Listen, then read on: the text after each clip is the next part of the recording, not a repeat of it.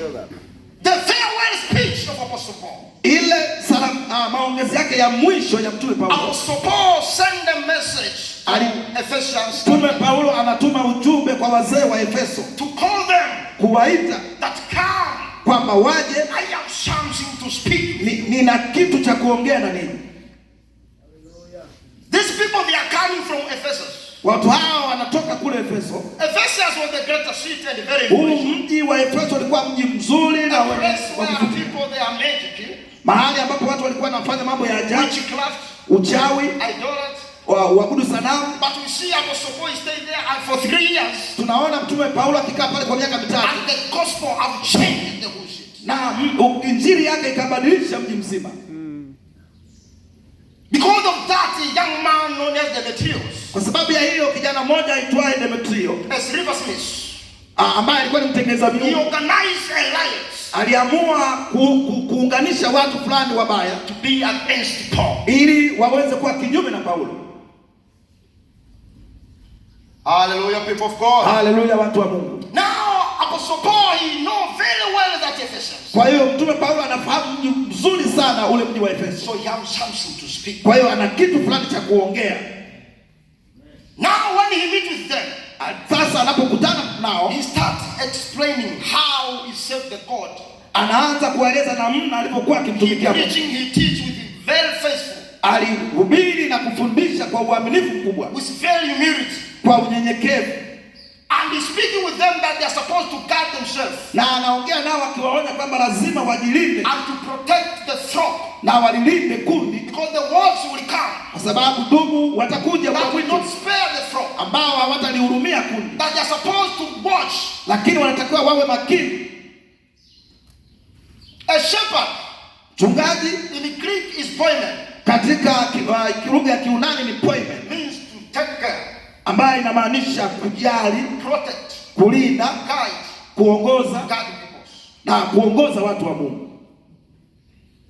A dangerous world. Sasa ulimwengu hatari is a world that is filled with deception and spiritual threats. Ni ulimwengu uliojaa mambo ya uongo na mambo ya matishio za kiroho. A faithful shepherd, mchungaji mwaminifu, is a spiritual leader, ni kiongozi wa kiroho, who is faithful, ambaye ni mwaminifu, care, kujali, guide, kuongoza, and to protect God's people, na kuwalinda watu wa Mungu, and direction of the Holy Spirit, chini ya uongozi wa Roho Mtakatifu. Today I want to share with you. Sasa leo nataka kushirikisha what are the two crucial responsibilities of a faithful shepherd. Ni kweli gani mbili kuu ambazo zinamuonyesha huyu mchungaji mwaminifu?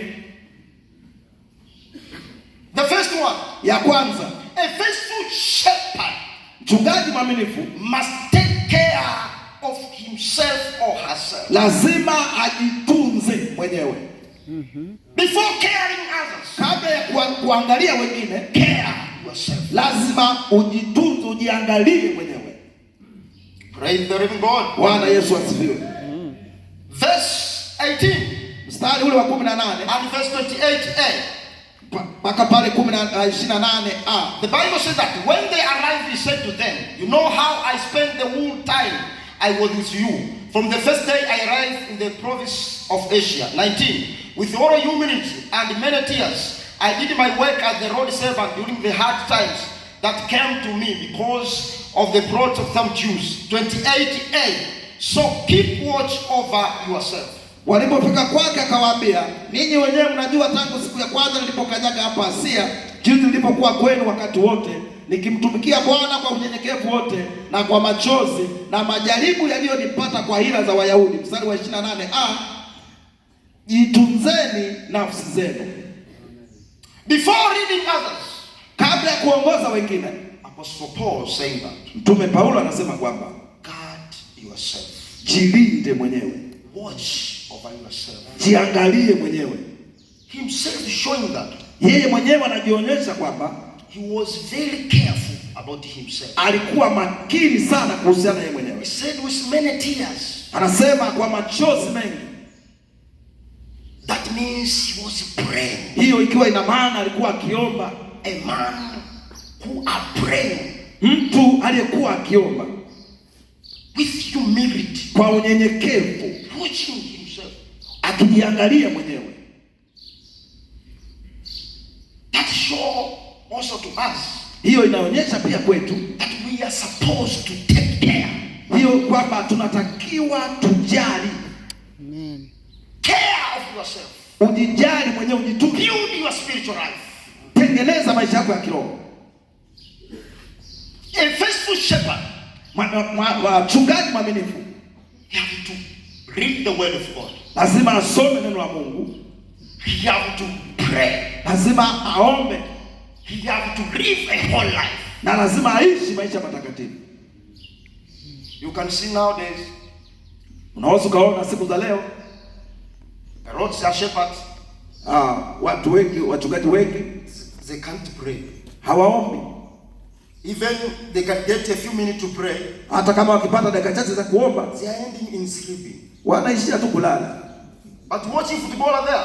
Lakini kuangalia 3 hours, masaa matatu without sleeping. Hawalali.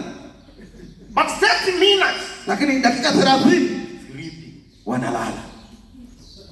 And we are living in this wicked generation. Na tunaishi katika kizazi hiki cha uovu.